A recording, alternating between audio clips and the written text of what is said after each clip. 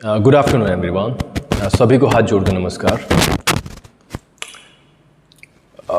दिक्कतें अगर गिनी जाएं तो इतनी हैं जिसकी कोई सीमा नहीं है, बट दिक्कतों का सामना करना होगा और उन्हें एक एक बारी बारी से एक एक करके उन्हें हल भी करना होगा।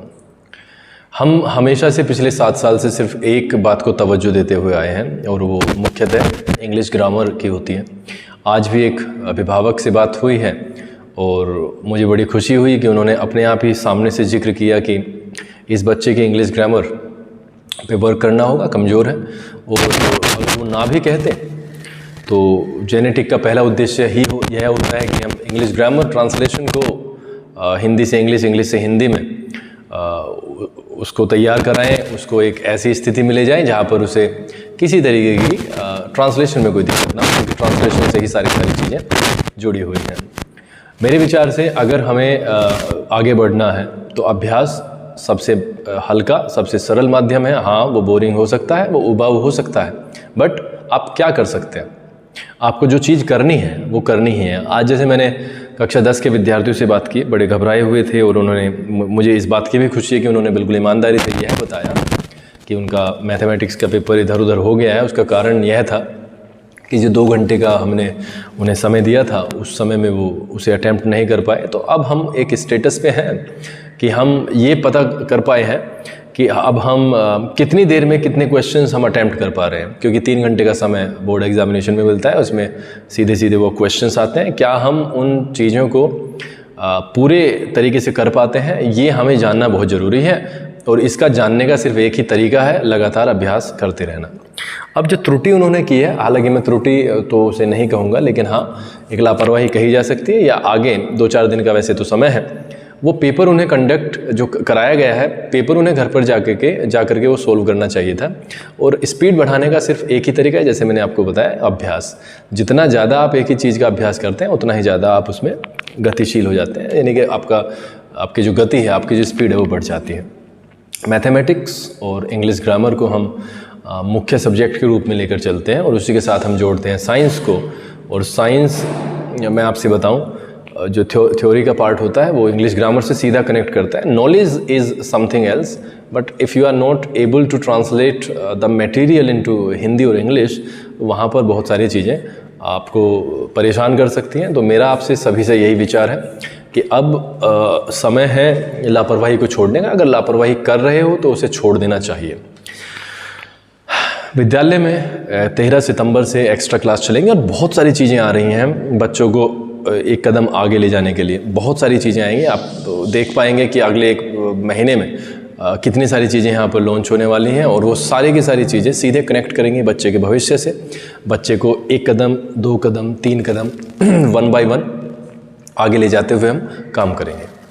मेरा एक और विचार यह कहता है कि अगर हम अनुशासित हैं, अगर हम ईमानदार हैं और हम अध्यापक से सच बोलते हैं, यानी जो चीज़ें समझ नहीं आई हैं उन्हें हम झूठ ये न कहें कि सर समझ आ गया है, उन्हें हम सच सच कहें कि सर समझ नहीं आया, अगर आप इसे हमें दोबारा समझा देंगे तो ये बहुत बेहतर होगा।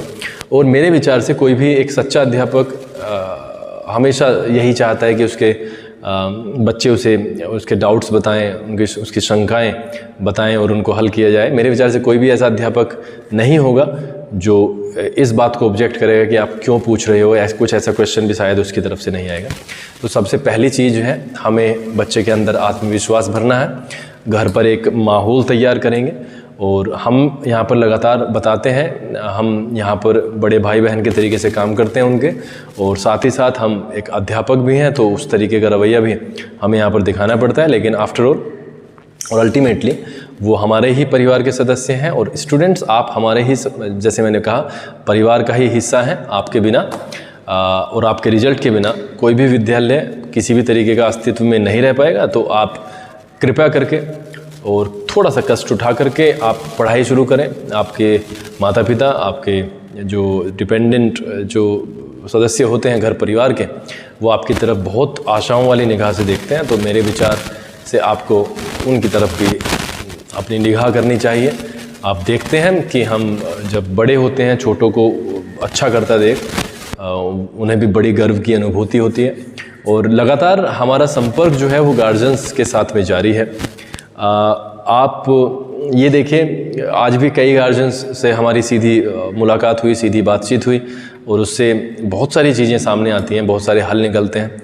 नए विद्यार्थियों का स्वागत है, साथ ही साथ उन सभी लोगों का धन्यवाद है जो पिछले 7 साल से जुड़े हुए हैं। साथ ही साथ उन लोगों का धन्यवाद है जिनके बच्चे अभी भी कमज़ोर चल रहे हैं और वो हमेशा हमें मोटिवेट करते हैं, हमारे पे विश्वास बनाए हुए हैं और हम भी यहाँ पर उनके विश्वास को जिंदा रखने के लिए, उसको मेंटेन करने के लिए, उसको जीवंत रखने के लिए बहुत प्रयासरत हैं। और उसी कड़ी में हमने 12 बजे से 1 बजे तक की एक्स्ट्रा क्लास शुरू की हुई है और 13 तारीख से वो जो मेरी पर्सनल क्लास है शाम के 5 बजे से 6 बजे तक की वो क्लास होगी। मैथमेटिक्स उसमें मैं उस तरीके से कवर करवाऊँगा ताकि जो बेसिक्स हैं वो क्लियर हो सकें।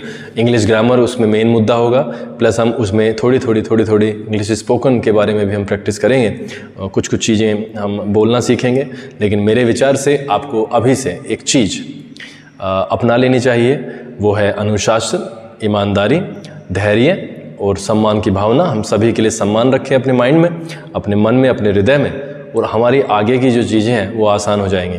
सम्मान पाना है तो सम्मान दिखाना ही होगा, सम्मान करना ही होगा। अगर हम अनुशासित रहते हैं तो मेरे बिल्कुल जहन में है, मैं आपको बता देता हूँ, हम दूसरों से 1 कदम 2 कदम 4 कदम आगे जाएंगे ही जाएंगे। क्योंकि पढ़ाई जो है, जो हमारा पूरा जीवन है, ये सिर्फ अनुशासन के ऊपर निर्भर करता है। तो आज के लिए इतना ही था। जैसे जैसे मन में विचार आएंगे, जैसे जैसे मुझे लगता है कि मुझे अभिभावकों को कोई संदेश देना चाहिए और अभिभावकों के साथ में कुछ बात करनी चाहिए, मैं आता रहूँगा। आप सभी से यह रिक्वेस्ट है कि घर पर एक शांत वातावरण तैयार करें, स्वस्थ वातावरण जो पढ़ने के लिए मोटिवेट करे बच्चों को।